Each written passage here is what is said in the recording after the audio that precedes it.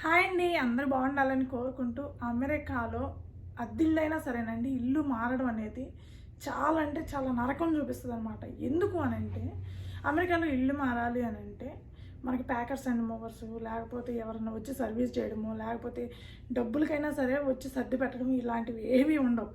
మనం ఇల్లు మారాలి అని అంటే ఖచ్చితంగా మన పనులన్నీ మనమే చేసుకోవాలా, మన లగేజ్ మొత్తం మనమే ప్యాక్ చేసుకోవాలా, మనమే వెహికల్ తెచ్చుకోవాలి రెంట్కి. దాంట్లో మళ్ళీ మనమే అంతా లగేజ్ అంతా సర్దేసుకొని మళ్ళీ మనం ఏ ఇంటికి అయితే మారుతున్నామో ఆ ఇంటికి తీసుకెళ్ళి మళ్ళీ మనం దించేసుకొని మొత్తం అంతా మనమే సర్దుకోవాలి, మొత్తం పని అంతా మనమే చేసుకోవాలన్నమాట. ఇక్కడ ఎవ్వరు రారు. ఒకవేళ కొంతమంది వచ్చే ఛాన్స్ ఉంది, అది డబ్బులకి, అది కూడా ఒకళ్ళో ఇద్దరో పెట్టుకోవచ్చు, కానీ చాలా ఎక్కువ ఎక్స్పెక్ట్ చేస్తారనమాట. గంటకి అట్లీస్ట్ $100 అయితే ఎక్స్పెక్ట్ చేస్తారు, కానీ గంటలో ఆ పని అవ్వదండి. అట్లీస్ట్ హోల్ డే అంతా పడుతుంది. ఎందుకంటే లగేజ్ మొత్తం సర్దుకోవాలా, ప్రతి చిన్నది మీకు చాలా అంటే చాలా రహస్యాలు చెబుతానండి. అమెరికాలో ఇల్లు మారడం ఎంత కష్టం అనేది కాదు, చాలా రహస్యాలు కూడా చెప్తాను. చాలామంది అబ్బా అమెరికాలో అంత గొప్ప అనుకుంటారు, అంత సీన్ లేదు. ఆ రహస్యాలు ఏందో 1 by 1 చెప్తా ఉంటారనమాట. ఇప్పుడు ఫస్ట్ రహస్యం ఏంటి అని అంటే, మనము ఇల్లు ఖాళీ చేస్తున్నాము అని అంటే అమెరికాలో అపార్ట్మెంట్లు అయినా కాండోస్ అయినా ఏవైనా సరే ఖాళీ చేస్తున్నాము అని అంటే మనం మొత్తం ఇల్లంతా క్లీన్ చేయాలన్నమాట. ఇక్కడ ఎవరు వచ్చి మనం లేదంటే క్లీనర్స్ ఎవరన్నా క్లీనింగ్ సర్వీసెస్ వాళ్ళు ఉంటే వాళ్ళనైనా మాట్లాడుకోవాలి, డబ్బులు ఇవ్వాలా. అలా క్లీన్ చేసి ఇవ్వాలి, నీట్గా మొత్తం క్లీన్ చేసి ఇవ్వాలన్నమాట. ఈవెన్ కార్పెట్తో సహా నీట్గా క్లీన్ చేసి ఇవ్వాలి. అప్పుడే మనం అడ్వాన్స్ కట్టిన డబ్బుల్లో ఎంతో కొంత డిడక్ట్ చేసుకొని ఇస్తారు. మనం ఎక్కడిదక్కడ వదిలేసి వెళ్తే మాత్రం ఖచ్చితంగా వీళ్ళు మనం అడ్వాన్స్ డబ్బులు కాదండి ఇంకా ఎక్స్ట్రా కూడా తీసుకుంటారనమాట. ఎలా అంటే మనము ఇక్కడ ఎక్కడైనా సరే అపార్ట్మెంట్కి మారేటప్పుడు మన క్రెడిట్ కార్డు డీటెయిల్స్ అనేవి వాళ్ళ దగ్గర ఉండిపోతాయి. సో ఒకవేళ మనం కట్టకుండా ఎస్కేప్ అవుదామని అనుకోవడానికి లేదనమాట. క్రెడిట్ కార్డులో నుంచి డిడక్ట్ చేసుకుంటారు అమౌంట్ మొత్తం, వాళ్ళకి ఎంత ఇన్నియో అంత మొత్తం డిడక్ట్ చేసుకుంటారు. సేమ్ ఇండియాలో కూడా అలాగే ఉంటుంది కదండి. మనం క్లీన్ చేసి ఇవ్వకపోతే పెయింట్స్ వేసుకోవడానికి 1 month రెంట్ పట్టుకుంటారు కదా, అలాగే 1 month రెంట్ పట్టుకోవడం కాదండి. ఇక్కడ మనం ఏదైనా వస్తువు పోగొట్టామనుకోండి, ఇప్పుడు ఫర్ ఎగ్జాంపుల్ ఒక డోరే పోయిందనుకోండి, ఆ డోర్ అమౌంట్ మొత్తం మన దగ్గర నుంచి కలెక్ట్ చేసేస్తారనమాట. ఎంతో కొంత డిడక్ట్ చేసుకోవడం అట్లా ఏముండదు. 1 month తర్వాత అయినా డిడక్ట్ చేసుకుంటారు, ఎందుకంటే మన క్రెడిట్ కార్డ్ డీటెయిల్స్ వాళ్ళ దగ్గర ఉంటాయి కాబట్టి. సో వాళ్ళు కంప్లీట్గా అప్రూవల్ ఇవ్వాలన్నమాట.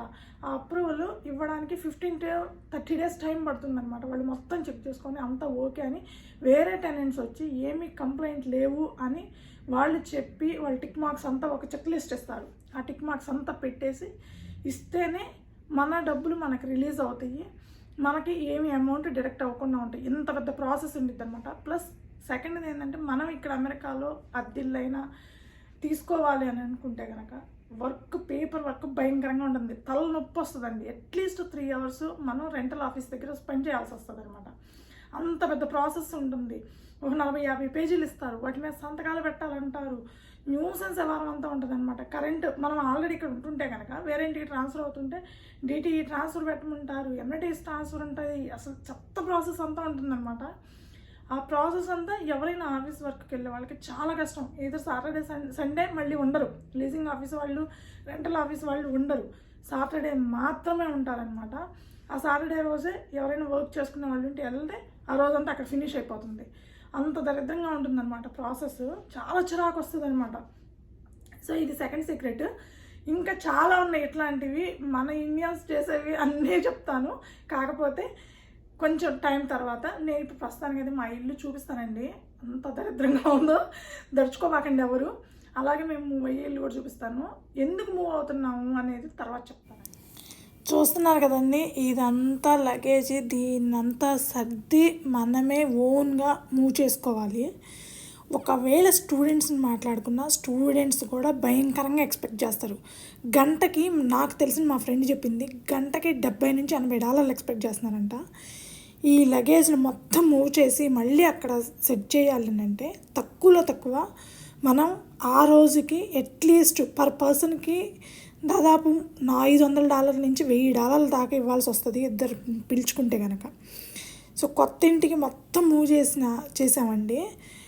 అసలు జస్ట్ తీసుకొచ్చి అక్కడ పడేసామన్నమాట. అబ్బా ఒళ్ళు హోనం అయిపోయిందండి బాబోయ్, పిచ్చి రేగిపోయింది. ఇండియాలో అయితే కాస్త డబ్బులు ఇస్తే ప్రశాంతంగా ఒక చోట నుంచి ఇంకో చోటకి మొత్తం వాళ్ళే సర్దేస్తారు.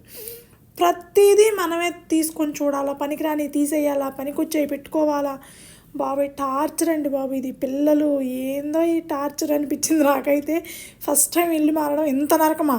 నేను ఇల్లు సర్దుకుంటూనే కొన్ని రహస్యాలు మీకు చెప్తానని చెప్పాను కదండి. అందులో సెకండ్ది, అమెరికాకి కొత్తగా వచ్చే ఇండియన్స్ అయినా లేదా అమెరికాలో ఉండే వాళ్ళైనా సరే 90% ఆఫ్ ఇండియన్స్ ఏవి కొత్త ఫర్నిచర్గా కొనరండి, అన్నీ యూజ్డ్వే వాడతారు.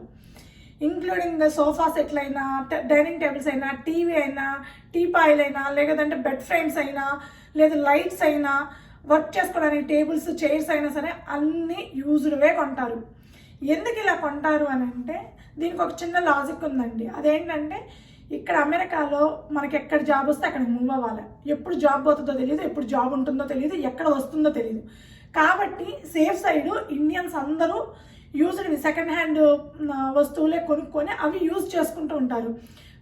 ఫేస్బుక్ మార్కెట్ ప్లేస్ కావచ్చు, లేదా మన ఇండియన్ కమ్యూనిటీస్లో వాట్సాప్ గ్రూప్స్ ఉంటాయండి ఇండియన్స్కి. సో వాటిల్లో మూవ్ అవుట్ సైడ్ ఎవరైనా ఇక్కడి నుంచి వేరే స్టేట్కి మూవ్ అవుతున్నా, లేదంటే ఇండియాకి మూవ్ అవుతున్నా అవన్నీ అమ్మేస్తుంటారు అనమాట. సో వాళ్ళ దగ్గర తీసుకుంటూ ఉంటారు. ఎందుకు ఇలా సెకండ్ హ్యాండ్ ఎక్కువగా యూజ్ చేస్తారు ఇండియన్స్ అని అంటే, బేసిక్గా జాబ్ ఎక్కడికి వస్తే అక్కడ మూవ్ అవ్వాల్సి వచ్చినప్పుడు ఇక్కడ కొత్తవి కొన్నారనుకోండి, ఆ కొత్తవి ఎవరైనా తీసుకుంటే ఓకే, లేదంటే డస్ట్బిన్ కాడ పడేసి వెళ్ళిపోవాల్సి వస్తుంది. ఎందుకంటే ఎక్కువ టైం ఉండదు కదా. సో అందుకని చెప్పి మ్యాక్సిమం పీపుల్ కొత్తవి కొనడానికి పెద్దగా ఇంట్రెస్ట్ చూపించరు అనమాట. దీనికి ఒక చిన్న ఎగ్జాంపుల్ చెప్తానండి. నాకు కొత్తవి కొనుక్కోవాలి, కొత్త వస్తువులు వాడాలి అనే పిచ్చితోటి ఒక టీవీ కొనుక్కున్నాను అనుకోండి. 45 to 50 inches టీవీ ఒక $500 పడింది అనుకోండి. $500 పెట్టి నేను కొనుక్కున్నాక ఒక 2 years తర్వాత, 1.5 years తర్వాత నాకు వేరే స్టేట్లో జాబ్ వచ్చి అక్కడ మూవ్ అవ్వాల్సి వచ్చింది. సేమ్ మనకి శాలరీ ఎక్కువ కావచ్చు, లేదంటే ఫుల్ టైం దొరికిందని కావచ్చు, లేదంటే ఇంకా బెటర్ ఆపర్చునిటీ దొరికింది కావచ్చు, ఇక్కడ పోయి అక్కడ రావచ్చు, ఏ రీజన్ అయినా సరే మూవ్ అవుతున్నారు. $500 పెట్టి కొన్నింది మనం ఈ స్టేట్ నుంచి ఆ స్టేట్కి తీసుకెళ్లాల్సి వస్తే ఈ $500కి ఇంకొక $500 మనం ఖర్చు పెట్టాల్సి వస్తుంది. అంటే ట్రాన్స్పోర్టేషన్ ఫీజు అంత ఎక్కువ ఉంటుంది ఇక్కడ. ట్రాన్స్పోర్టేషన్ ఒక చిన్న డాక్యుమెంట్, ఇప్పుడు టెక్సాస్ నుంచి మేమంటే మిషిగన్కి ఒక చిన్న డాక్యుమెంట్ పంపించాలన్నా $30-40 అవుతుందండి. అందుకని ఏం చేస్తారు అని అంటే సెకండ్ హ్యాండ్ వస్తువులు తీసుకొని వాడుకున్నాళ్ళు వాడుకుంటారు. వాడుకున్నాక మీకు ఎంతకంతకి ఇప్పుడు ఒక $100 పెట్టుకున్నారనుకోండి, $50, $60 అమ్మేసుకొని వెళ్ళిపోతారనమాట. అది సో $500 పెట్టి కొత్త టీవీ కొంటే 2 years తర్వాత నేను అమ్మాలి అంటే హాఫ్ ఆఫ్ ద రేట్కి కూడా ఎవరు కొననండి. $250 కూడా ఎవరు కొనరు. మ్యాక్సిమం $60, $70, లేకపోతే మ్యాక్స్ టు మ్యాక్స్ ఇంకా ఎక్కువ పెట్టారంటే $100. అది కూడా మనం ఉండే ప్లేస్ని బట్టి ఉంటుంది అనమాట. మనం ఉండే ప్లేస్లో ఎక్కువగా మూవింగ్స్ వస్తా పోతా ఉన్నాయి అనుకోండి, కొంచెం ఆడప్పుడైనా వస్తాయి. పెద్దగా మూవింగ్ లేదనుకోండి, ఇక అది $100 కూడా ఎవరు తీసుకోలేమన్నమాట. $60, $70 ఇవ్వాల్సి వస్తుంది అనమాట. అంత డబ్బు వేస్ట్ అవుతుంది. కాబట్టి ప్రతి ఒక్కళ్ళు Indians maximum 90% people used items తీసుకొని వాడుతుంటారు. అది సెకండ్ సీక్రెట్ అండి. ఇది చాలామందికి తెలియదు, చాలామంది చెప్పడానికి కూడా ఇష్టపడరు అనమాట. ఇంక్లూడింగ్ మేమైనా సరే కొన్ని వస్తువులు కొత్తవి తీసుకుంటాం. ఏది కుకింగ్ వెజిల్స్ కానీ ఇలాంటివి ఇండియా నుంచి కొన్ని తెచ్చుకుంటారు, కొన్ని తీసుకుంటారు. కానీ ఈ సోఫా సెట్లు లేకపోతే డైనింగ్ టేబుల్స్ ఇవి ఏవి కొత్తవి తీసుకోరండి. ఈవెన్ బెడ్ ఫ్రేమ్స్, బెడ్ తీసుకుంటారు. బెడ్ కూడా సెకండ్ హ్యాండ్ కొనే వాళ్ళు ఉంటారండి. కొంతమంది ఆ బెడ్ ఎందుకులే సెకండ్ హ్యాండ్ది, బెడ్ వరకు కొత్తది తీసుకునే వాళ్ళు ఉంటారు. మళ్ళీ కిందకి బెడ్ ఫ్రేమ్స్ ఇనపై ఉంటాయి, చెక్కవి ఉంటాయి, అన్నీ ఉంటాయి. కాబట్టి ఇక్కడ సో ఏది కావాలనుకుంటే అది సెకండ్ హ్యాండ్ తీసుకుంటుంటారు అనమాట. So Indians 90% of Indians second హ్యాండ్వి యూజ్డ్వే వాడుతూ ఉంటారు డబ్బులు మిగిలించుకోవడానికి. ఇంక్లూడింగ్ మేమైనా అంతే. అనవసరమైన ఖర్చులు పెట్టడం ఇష్టం లేక, ఎందుకు అంటే పూర్తిగా చెడిపోయింది, పూర్తిగా పనికిరాంది అమ్మరండి. ఇక్కడ బాగా వర్క్ చేసేవి అమ్ముతారనమాట. సో దానివల్ల ఎక్కువ మంది సెకండ్ హ్యాండ్ ప్రోడక్ట్సే వాడుతూ ఉంటారు అమెరికాలో, అంటే యూజ్డ్ ప్రోడక్ట్స్. సో థర్డ్ ఏంటి అంటే సీక్రెట్, మనము ఎక్కడన్నా సరే కొత్త ఇల్లు కొనుక్కున్నా, లేదా అపార్ట్మెంట్లు మూవ్ అవుతున్నా, ఇండివిజువల్ హౌసెస్కి రెంట్కి వెళ్తున్నా, ఎక్కడికి వెళ్తున్నా, ఏ కొత్త ఇంటికి మారినా, ఏ అపార్ట్మెంట్కి మారినా, అమెరికాలో కొన్ని మనం కొనాల్సిన అవసరమే లేదు, మనం మూవ్ చేసుకోవాల్సిన అవసరం అంతకంటే లేదు. అదేంటి అని అంటే ఫ్రిడ్జ్. మనం కొత్త ఇల్లు కొనుక్కున్నా, అపార్ట్మెంట్కి మూవ్ అయినా, ఎక్కడికి మూవ్ అయినా కంపల్సరీ ప్రతి ఇంట్లో ఫ్రిడ్జ్ అనేది ఉంటుందండి. వాళ్ళ ఇంటికి తగ్గట్టుగా కొన్ని ఇళ్లలో పెద్దవి ఉండొచ్చు, కొన్ని ఇళ్లలో మిడ్ సైజ్ ఉండొచ్చు. అంతేగాని చిన్న ఫ్రిడ్జ్ అయితే ఉండవండి. మినిమం డబల్ డోర్ అంటారు కదా, పైన ఒకటి కింద ఒకటి, అవి ఉంటాయి అనమాట. వాటిలో మళ్ళీ సైజులు ఉంటాయి. సో అలా ఫ్రిడ్జ్ ఒకటి ఉంటుంది కంపల్సరీ మ్యాండేటరీగా. నెక్స్ట్ స్టవ్ ఉంటుంది.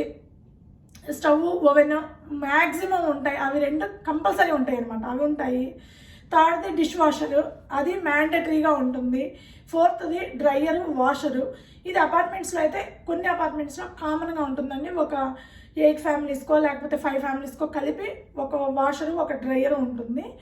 ఇండివిజువల్ హౌస్లో అయితే ఎవరికి వాళ్ళకి ఉంటుంది. కొన్ని అపార్ట్మెంట్లో ఇన్ హౌస్ లాండ్రీ అంటారు. అంటే మన ఇంటికి మనకి సపరేట్గా ఉంటుందన్నమాట. దాని మీద వచ్చే కరెంట్ బిల్ అంతా మనం పెట్టుకోవాలి. ఇది యూజ్డ్ అయితే, కామన్గా యూజ్ చేసేదైతే ఒక 7-8 ఫ్యామిలీస్కి యూజ్ చేసేదైతే కనుక మనకి ఒక వాషింగ్ కార్డు ఇస్తారు.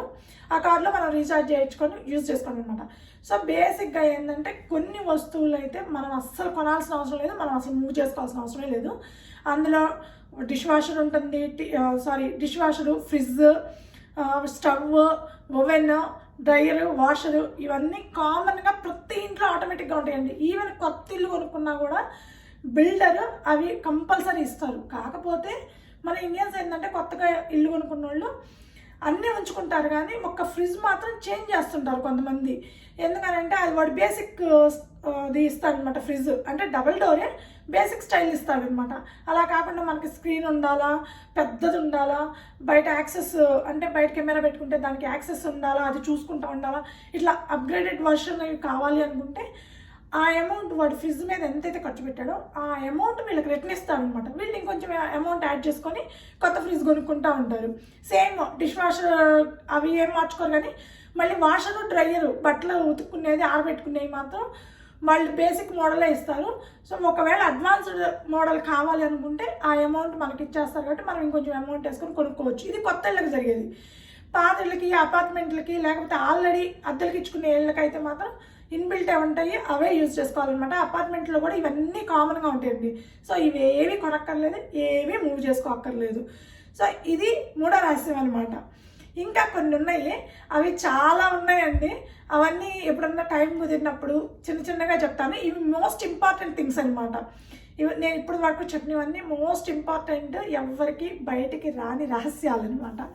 ఈ వీడియో మీకు నచ్చుంటే కనుక దయచేసి ఒక లైక్ చేయండి, షేర్ చేయండి, తప్పకుండా సబ్స్క్రైబ్ అయితే చేసుకోండి. Thank you.